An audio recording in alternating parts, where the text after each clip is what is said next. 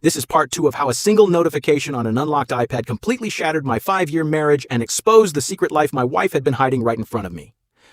As I sat there on the kitchen floor, reading through months and months of their message history, the physical aspect of her betrayal actually became the least devastating part of it all. What completely paralyzed and shattered me was the intense emotional depth of their relationship.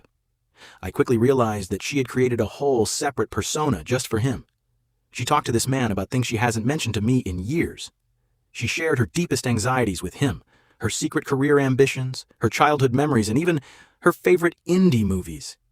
She was opening up to him in a way she never did with me anymore.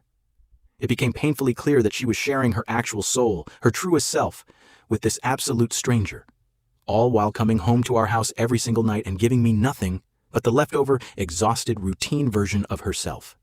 For the last 2 years, I wasn't getting my wife. I was getting whatever energy she had left over after giving the best parts of her mind to someone else. I felt like I had been living a lie with a complete stranger for half of our marriage. And then, it got worse. I decided to open her photo app, and that's when the physical nausea hit me. I started seeing pictures of them smiling, holding hands, and kissing in locations and vacation spots that I distinctly remember her telling me she had visited entirely alone on her solo weekend getaways to clear her head. Every single memory I had of the last 2 years felt like it was melting away. Right now, the silence in this house is deafening. I'm sitting completely alone in our dark living room, staring up at our wedding photos hanging on the wall. I look at the smiles on our faces on that day, and I don't even know who those people are anymore. I don't know how I missed the signs.